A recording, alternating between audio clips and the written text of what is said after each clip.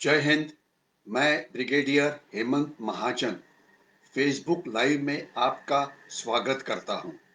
आज जिस विषय के ऊपर हम बोलने वाले हैं वो है भारत की ड्रोन वॉरफेयर की नीति।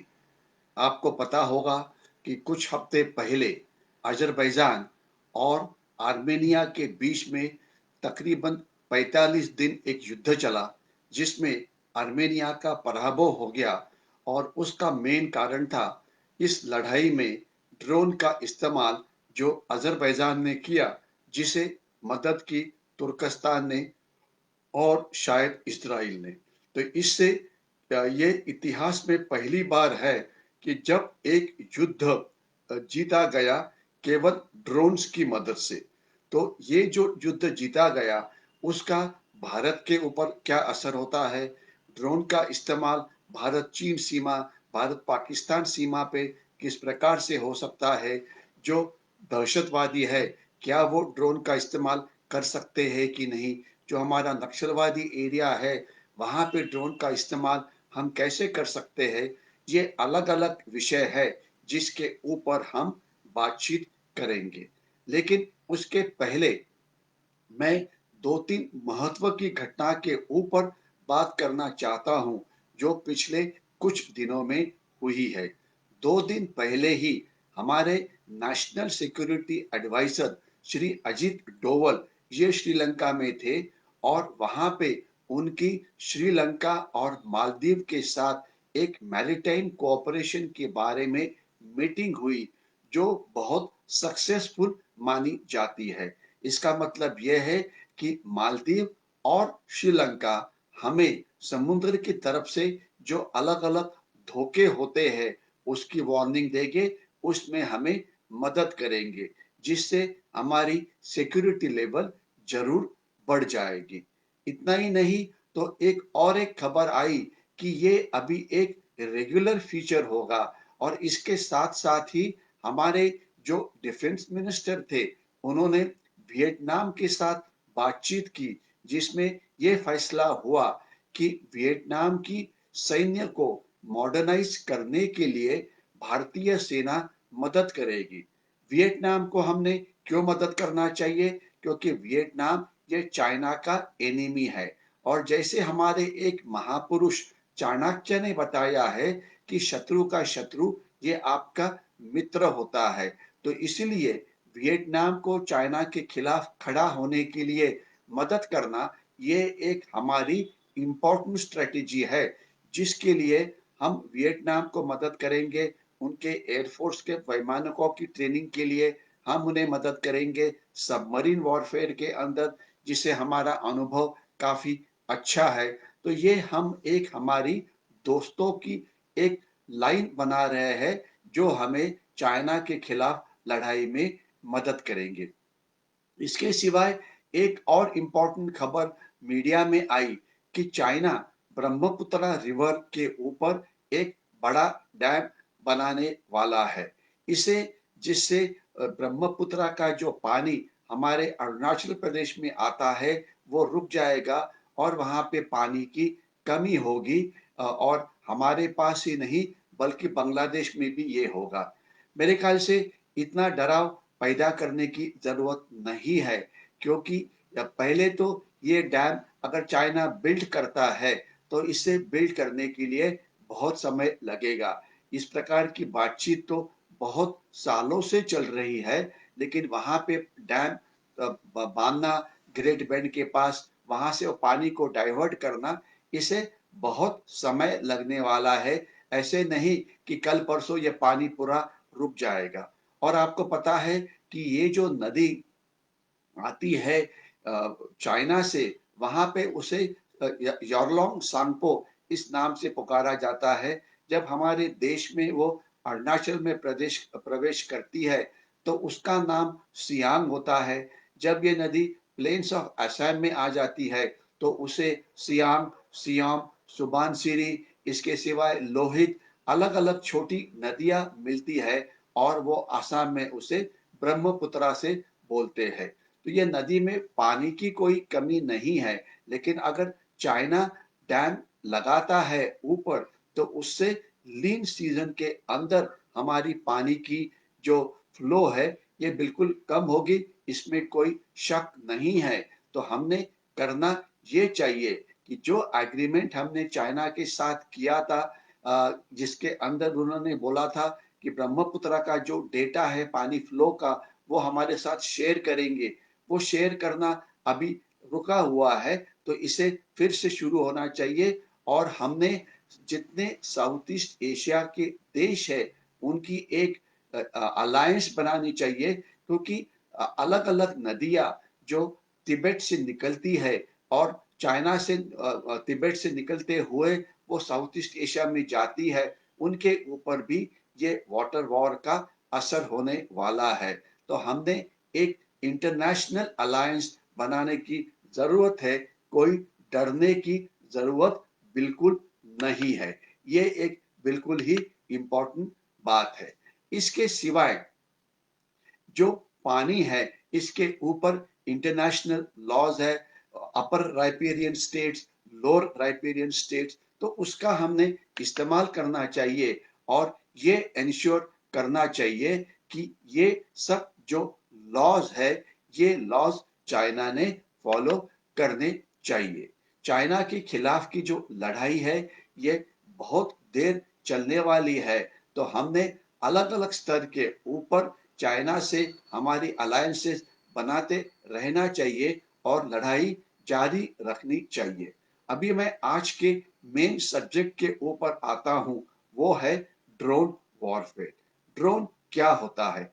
ड्रोन एक पायलटलेस विमान है जिसकी साइज समझ लीजिए 400 ग्राम या 40 किलोग्राम से लेकर 4 टन इतनी बड़ी हो सकती है। यानी कि मिनी ड्रोन्स है, माइक्रो ड्रोन्स है, मिडिल साइज वाले ड्रोन्स है, बड़े वाले ड्रोन्स है।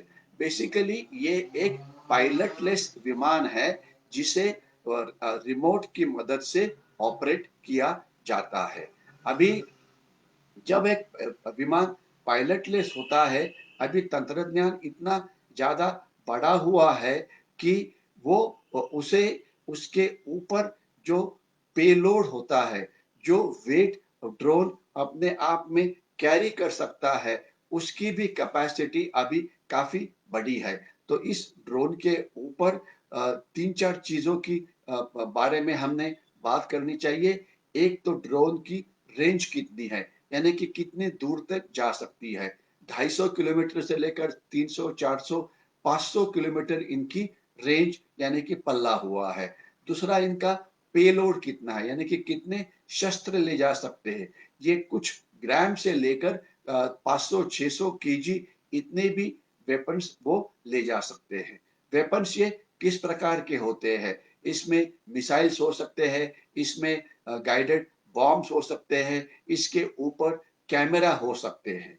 अभी इसकी इसलिए कि ये छोटा है, इसलिए कि ये टेक्नोलॉजी डेवलप हुई है, तो इसकी कीमत काफी कम है। अगर हम ड्रोन की तुलना करते हैं एक फाइटर एयरक्राफ्ट से, जो एक मॉडर्न फाइटर एयरक्राफ्ट है जैसे राफेल वगैरह, राफेल की कीमत 500 करोड़ या 600 करोड़ इतनी होती है। वही एक मोस्ट मॉडर्न ड्रोन जो है वो 5 करोड़ से लेकर 6 करोड़ इतनी कीमत हो सकती है। अर्थात इसके ऊपर आपने किस प्रकार के मिसाइल लगाए हुए हैं, इसके साथ और क्या सपोर्ट सिस्टम है, इससे उसकी कीमत बढ़ेगी। लेकिन ये साफ है कि फाइटर एयरक्राफ्ट की तुलना में, ट्रांसपोर्ट एयरक्राफ्ट की तुलना में इसकी कीमत बहुत ही कम है। जब तक सवाल है ये ड्रोन कौन कौन बना रहा है, तो आज ये माना जाता है कि चाइना ड्रोन बनाने में सबसे आगे है और वो तकरीबन 11 कंट्रीज को ड्रोन्स बेचता है। लेकिन अभी जिस युद्ध की हम बात कर रहे हैं वो युद्ध हुआ था अजरबैजान और आर्मेनिया के बीच में। ये युद्ध क्यों हुआ, इसके जियोपॉलिटिकल एस्पेक्ट्स के अंदर मैं नहीं जाऊंगा।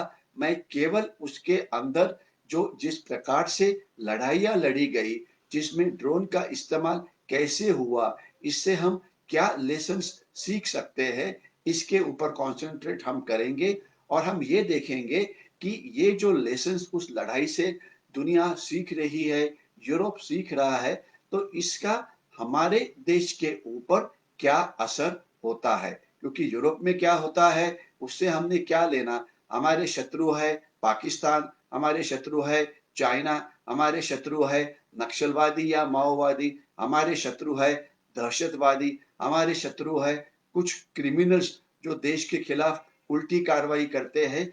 तो ये इसका इस्तेमाल किस प्रकार से कर सकते हैं और हमारा देश उसे काउंटर किस प्रकार से कर सकता है, ये हमारे लिए ज्यादा इम्पोर्टेंट है। अभी अगर हम लड़ाई के बारे में बोलेंगे, अजरबैजान और आर्मेनिया, आर्मेनिया के पास रशिया का सपोर्ट था, उनके पास टैंक्स थे, उनके पास मिसाइल्स थे, उनके पास तोपखाना यानी कि आर्टिलरी थी, उनके पास सोवियत यूनियन की एयर डिफेंस सिस्टम थी। और अजरबैजान ने क्या किया? उन्होंने ज्यादा इस्तेमाल ड्रोन्स का किया और ड्रोन्स की मदद करने के लिए उन्हें तुर्कस्तान या टर्की ने मदद की और कुछ हद तक इजराइल ने मदद की। अभी टर्की का ड्रोन का वॉरफेयर का स्टैंडर्ड क्यों ऊपर उठा हुआ है? आज चाइना के बाद तुर्कस्तान ये ऐसा देश है जिसने ड्रोन्स के ऊपर काफी रिसर्च किया हुआ है।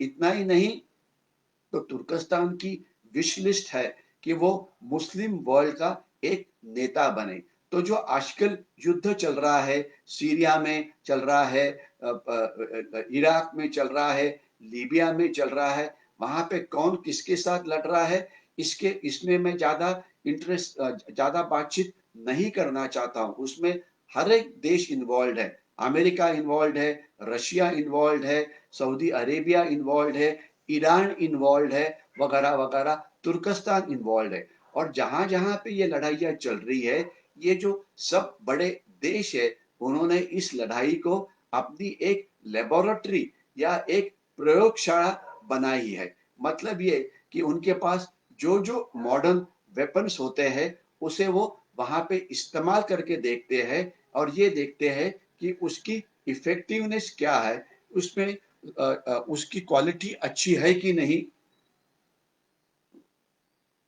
उसमें और कुछ इम्प्रूवमेंट की जरूरत है कि नहीं।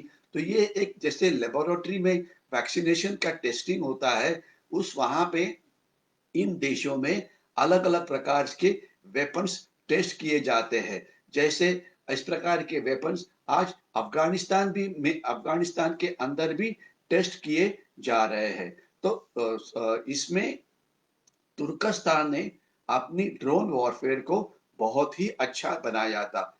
अपने आप में एक ड्रोन जो रिमोटली पायलटेड है वो अचानक आ सकता है और किसी टारगेट के ऊपर हमला करके उसे बर्बाद कर सकता है। लेकिन तुर्कस्तान ने किया क्या? उन्होंने एक इंटीग्रेटेड यानी कि एक एकात्मक सिस्टम तैयार की, जिसमें ये जो ड्रोन है उसे शत्रु के एरिया के ऊपर सर्वेलेंस करने के लिए या टारगेट को चेक करने के लिए एक सिस्टम दे दी। उसके बाद वहां पे जो अलग अलग टारगेट्स होते हैं उसके ऊपर ध्यान रखा गया। उसके बाद तो उसका कनेक्शन ड्रोन के साथ जोड़ा गया।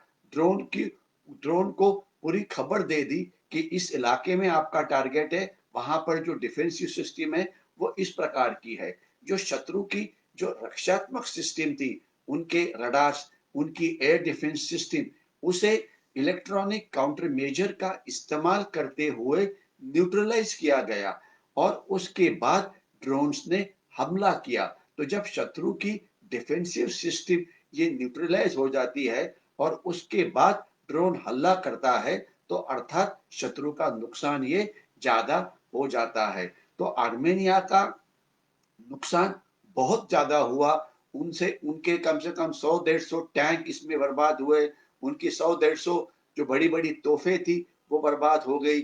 जो यूएसएसआर की सबसे मॉडर्न जो एयर डिफेंस सिस्टम थी वो इनइफेक्टिव हो गई। उनके 2500 से ज्यादा सैनिक मारे गए और ये सैनिक इतने डर गए कि अचानक ये ड्रोन्स आकाश में आते थे, फायर करते थे और फिर गायब हो जाते थे।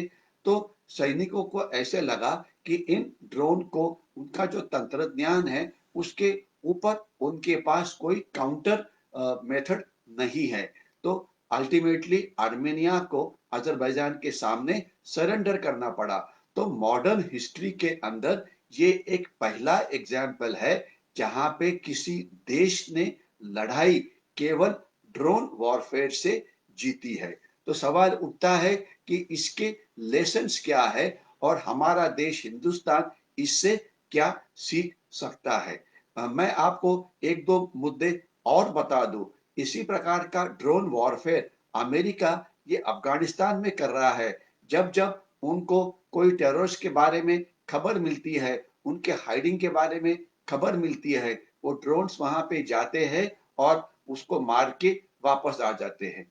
ड्रोन्स जब सामने आते हैं, उनको एंटी एयरक्राफ्ट डिफेंस सिस्टम से गिराना इतना आसान नहीं है, क्योंकि उनकी साइज छोटी है, अचानक आते हैं, अचानक चले जाते हैं। उनको डिटेक्ट करना रडार के ऊपर थोड़ी प्रॉब्लम है।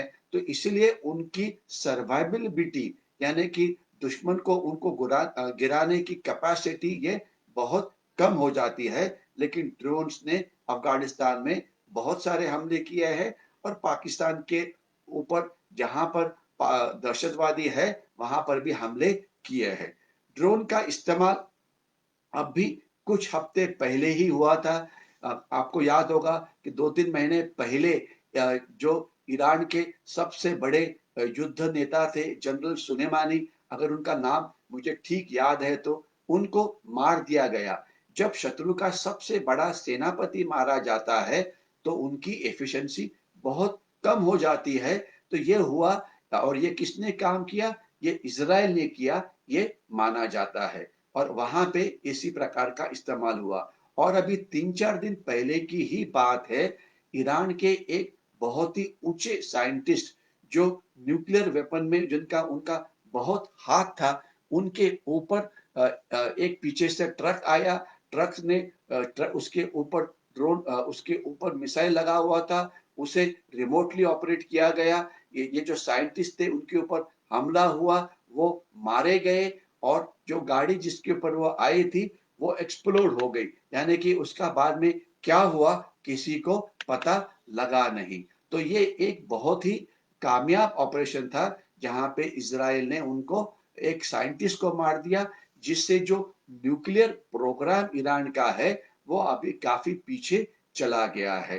तो अभी तुर्कस्तान और जो ड्रोन्स है इजराइल के, ये काफी इस लड़ाई में आगे है। तो कुछ लोगों को डर ये लगता है कि क्या इस प्रकार के जो ड्रोन है वो पाकिस्तान को दिए जाते हैं तो भारत के ऊपर क्या असर होगा। तो मैं ये जो ड्रोन वॉरफेयर है उसमें उसका जो भारत के ऊपर असर है, हम दो अलग अलग चीजों पे बात करेंगे। एक तो भारत चीन सीमा, वहां पे असर क्या होगा, यानी कि चीन के खिलाफ। और दूसरा भारत पाकिस्तान सीमा, वहां पर इसका असर क्या होगा। और भारत पाकिस्तान सीमा के ऊपर दो पहलू, एक तो पारंपरिक युद्ध यानी कि कन्वेंशनल वॉर, जैसे 65 का वॉर था, 99 का वॉर था, 71 वॉर था। और दूसरा अपारंपरिक युद्ध यानी कि दहशतवादी नक्सलवादी, ये यहाँ पे किस प्रकार का इस्तेमाल कर सकते हैं, ये अलग अलग हेडिंग के नीचे हमने देखना चाहिए। जब तक सवाल है चाइना का, चाइना के पास ड्रोन्स तो बहुत है। उन्होंने पहले प्रोपेगेंडा वॉरफेयर किया था कि ड्रोन की मदद लेते हुए वो अपने सोल्जर्स जो लाइन ऑफ एक्चुअल कंट्रोल के ऊपर है उन्हें गर्म खाना दे रहे हैं। ये बिल्कुल झूठ था, क्योंकि वहां की जो लद्दाख की हाइट है ये 17-18 हजार फीट इतनी बड़ी है। और ऐसा कोई ड्रोन नहीं है जो सुपर हाई एल्टीट्यूड के अंदर काम कर सकता है, क्योंकि होता यह है कि सुपर हाई एल्टीट्यूड के अंदर ऑक्सीजन कंटेंट कम होता है। इससे ड्रोन की कैपेसिटी ये कम हो जाती है, लोड की कैपेसिटी 60-70% से ड्रॉप हो जाती है। और इतना ही नहीं, तो हाई एल्टीट्यूड में सब जीरो टेम्परेचर होता है, वहां पर उनका ऑपरेशन इतना आसान नहीं है। रात के समय या 12 बजे के बाद वहां पे जो विंड, जो हवा बहती है उसकी स्पीड बहुत होती है, खास तो पैंगोंग लेक वगैरह, तो वहां पर भी ड्रोन का इस्तेमाल इतना आसान नहीं है। तो यानी कि पाकिस्तान के चाइना के बॉर्डर के ऊपर अभी के हालात में सुपर हाई एल्टीट्यूड में उनका यूज कोई ज्यादा हो नहीं सकता है। लेकिन जब तक सवाल है हमारे देश का, हमारे जो सैनिक उस सीमा के ऊपर लड़ रहे हैं, वो ड्रोन्स का इस्तेमाल जो पूरा एरिया है 3,500 किलोमीटर का, उसके ऊपर नजर रखने के लिए कर रहे हैं। हमारे पास कुछ ड्रोन्स है जो वहां पे जाते हैं, देखते हैं कि किस इलाके में कौन बैठा हुआ है। लेकिन इतना ही है कि ड्रोन की हमारी रिक्वायरमेंट जो फिलहाल की जो होल्डिंग है, इससे काफी ज्यादा है और आगे आने वाले दिनों में जो नंबर ऑफ ड्रोन्स वहां पे इस्तेमाल होंगे, इसमें और बढ़ोतरी होने की उम्मीद है। इतना ही नहीं तो हम दूसरी देशों की मदद लेते हुए आत्मनिर्भर भारत के कार्यक्रम के अंदर इजराइल और देशों से ड्रोन को हमारे देश में बनाने की कोशिश कर रहे हैं। क्योंकि जब ड्रोन आप किसी से खरीदते हैं डायरेक्टली, तो उसकी कीमत ये काफी ज्यादा होती है। लेकिन अगर आप खुद बनाते हैं तो ऑब्वियसली इसकी कीमत ये कम हो जाती है। तो ये इस प्रकार का जो रिसर्च है ये शुरू हो गया है और टेक्नोलॉजी ट्रांसफर हम करने की उम्मीद काफी हाई है। इतना ही नहीं तो अभी आपने खबर सुनी होगी कि हमारे जो एयरफोर्स के चीफ है, उन्होंने बोला है कि जो हमारे विमान है मिराज वगैरह, उसके ऊपर हम ड्रोन वॉरफेयर के लिए ड्रोन्स लगाना चाहते हैं, उनके छोटे मिसाइल्स लगाना चाहते हैं। यानी कि ड्रोन वॉरफेयर में एक कॉन्सेप्ट है स्वार्म ऑफ ड्रोन्स, यानी कि एक साथ 20-25 ड्रोन्स की जो मदरशिप से निकलते हैं और जिस प्रकार से तोड़ धाड़ या जो इंसेक्ट्स हमारे क्रॉप के ऊपर हमला करते हैं, वैसे वो अचानक हमला कर सकते हैं। तो इस प्रकार से स्वॉर्म ऑफ ड्रोन्स क्या हम हमारे फाइटर एयरक्राफ्ट से टारगेट के ऊपर रिलीज करके उसे न्यूट्रलाइज कर सकते हैं। तो इसके ऊपर रिसर्च जारी है और उम्मीद है कि कुछ महीनों के अंदर ही हमारे पास एक डिप्लॉयबल सिस्टम जरूर आ जाएगी। तो एयरफोर्स अपने लेवल के ऊपर एक अच्छा मिक्स बनाने की कोशिश कर रहा है, क्योंकि ये लड़ाई फाइटर एयरक्राफ्ट वर्सेस ड्रोन्स या fighter aircraft versus helicopter gunship इस प्रकार की नहीं है। फाइटर एयरक्राफ्ट का अपने आप में अलग काम है, हेलीकॉप्टर का अपने आप में अलग काम है।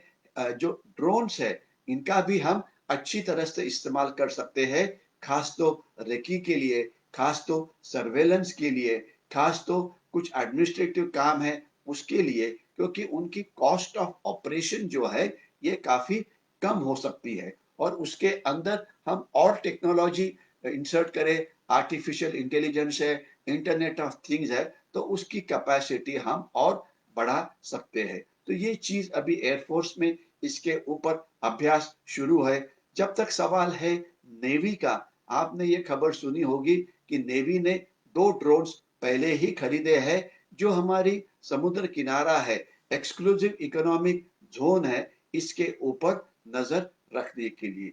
यानी कि आर्मी हो या नेवी हो या एयरफोर्स हो, ये ड्रोन का इस्तेमाल के बारे में अभ्यास कर रहे हैं और ऐसी सिस्टम तैयार करने की कोशिश कर रहे हैं जो हमारे कंडीशन में अच्छी होगी। इतना ही नहीं, जब तक सवाल है सेंट्रल आर्म पुलिस फोर्सेस का, आपको पता होगा कि जो दंडकारण्य का इलाका है जहाँ पे नक्सलवादी या माओवादियों के ट्रेनिंग कैंप है, वहां पे ड्रोन्स का इस्तेमाल या यूएवी का इस्तेमाल जरूर हो रहा है। नेशनल टेक्निकल रिसर्च ऑर्गेनाइजेशन उन्हें वहां पे फ्लाई कर रही है। लेकिन अभी तक इससे कोई खास सक्सेस ये मिला नहीं है। लेकिन जब हमें इस चीज का इस्तेमाल करने की आदत हो जाती है, टेक्नोलॉजी और सुपीरियर हो जाती है, तो आने वाले दिनों के अंदर जो अनकन्वेंशनल थ्रेट्स है उसके अगेंस्ट भी हम उनका इस्तेमाल अच्छी तरह से कर सकते हैं। लेकिन जब तक सवाल है पाकिस्तान का, पाकिस्तानी सीमा के ऊपर ड्रोन्स का इस्तेमाल पाकिस्तान ये पहले से ही कर रहा है। काफी बार रिपोर्ट आती है कि पाकिस्तान के ड्रोन्स हमारे एरिया के ऊपर मंडरा रहे थे, हम उसके ऊपर फायरिंग करते हैं, फिर वो भाग जाते हैं। तो पाकिस्तान एग्जैक्टली करता क्या है?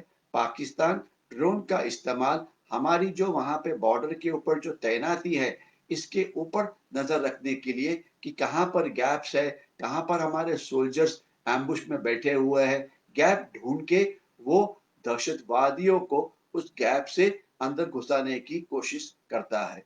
हम भी हमारे ड्रोन्स का इस्तेमाल करते हैं, तो पाकिस्तान के ड्रोन्स वर्सेस हमारे ड्रोन, ये लड़ाई रोज ही वहां पे चलती है।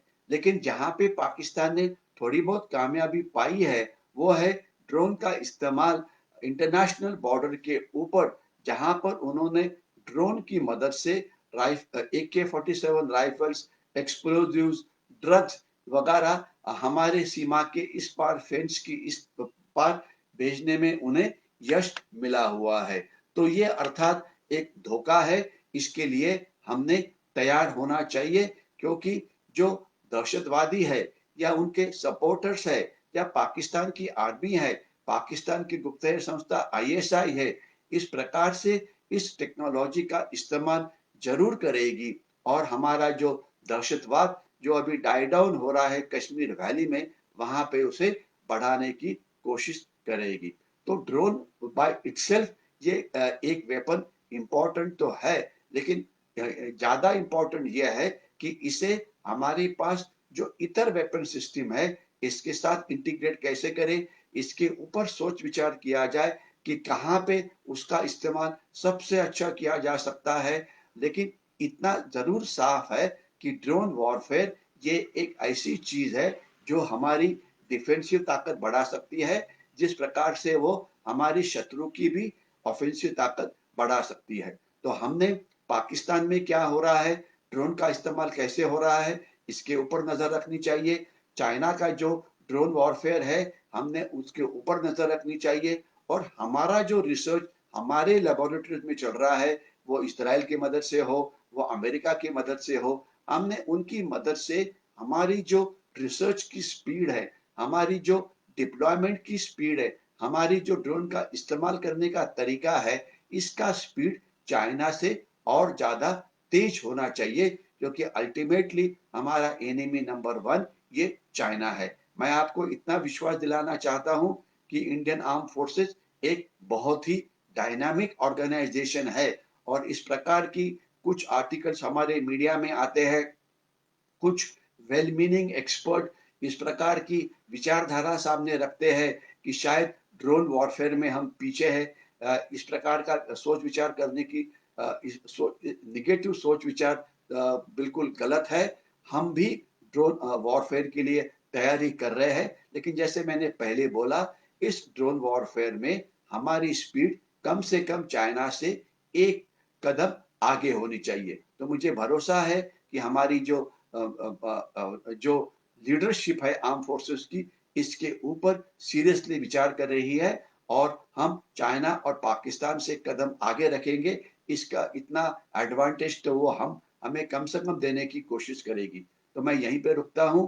अगर आपको ये वीडियो अच्छा लगा होगा तो उसे लाइक करिए और ज्यादा से ज्यादा लोगों के साथ शेयर करिए, क्योंकि हम जो इंफॉर्मेशन वॉरफेयर है, जो माहिती युद्ध है, उसमें हम सब एक सोल्जर्स है, और हमें हमारे देश के ऊपर भरोसा होना चाहिए कि हमारी देश की मिलिट्री लीडरशिप, हमारी देश की पॉलिटिकल लीडरशिप हमारे देश का रक्षण करने के लिए बिल्कुल तैयार है। इसके बारे में किसी के भी दिल के अंदर कोई शक नहीं होना चाहिए। यहीं पर मैं रुकता हूं। जय हिंद।